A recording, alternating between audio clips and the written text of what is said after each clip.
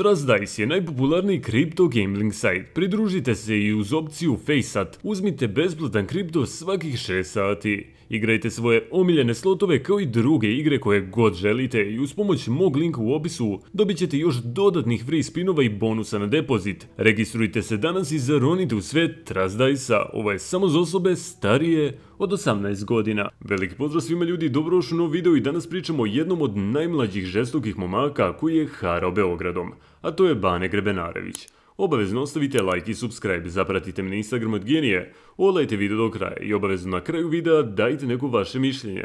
A sada mi možemo da krenemo u ovu veoma zanimljivu temu. Bane Grebenarević je bio žestok momak novije generacije. Rođen je 1975. godine u Beogradu.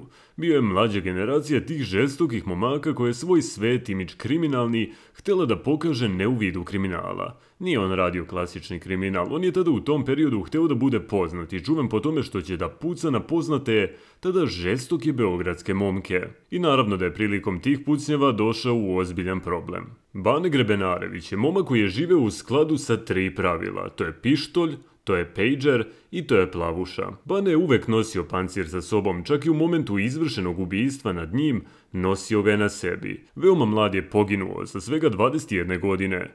On zbog toga nije mogao da iskaže u tom svetu kriminala. Sa 15 godina je prvi put bio u zatvoru i tada je doneo odluku da jednom kada krene tim putem da mora tako da se ponaša. Prvi put se čulo za njega u Beogradu kada je došao u Fit Studio sa namerom da ubije Sredoja Šljukića zvanog Šljuku, vođu zvezdarskog klana. Ušao je sa par momaka, Sredoje Šljukić, Šljuka i Adžem su sedeli za stolom i Šljuka je imao osjećaj da će tada on da puca, što je naravno i uradio. Nakon toga počinje njegov uspon, ali i njegov pad. Godinu dana kasnije na Lekinom brdu postavljen mu je eksploziv na prozoru njegove kuće i to na prvom spratu.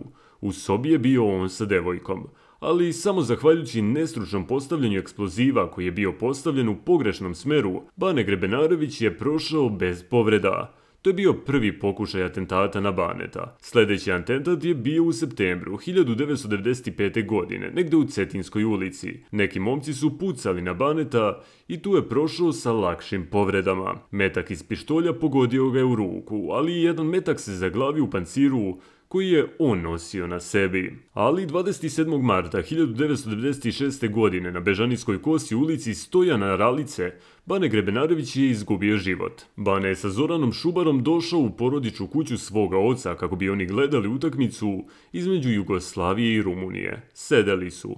Todor Toša Grebenarević bio u to vreme igrač Partizana.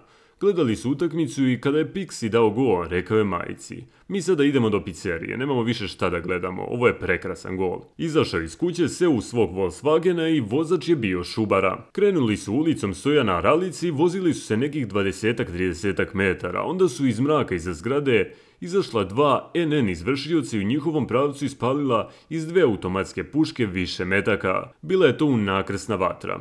Zadobili su povrede od kojih su obojica preminuli na licu mesta, iako su na sebi nosili pancire. Napadači su pucali iz Kalašnjikova, koji je tada bušio te pancire, a automobil je imao veliki broj oštećenja, pogotovo na prednjem vetrobranskom staklu i na desnoj strani vozila, što govori da je meta ovog napada isključivo bio Bane Grebenarević.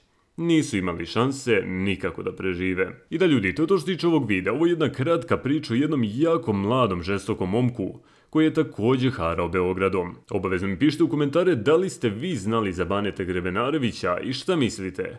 Komu se osvetio i koga je ubio? Sve mi pišite to dole u komentarima, mi se vidimo u sljedećem klipu, a do tog klipa ljudi, pozdrav!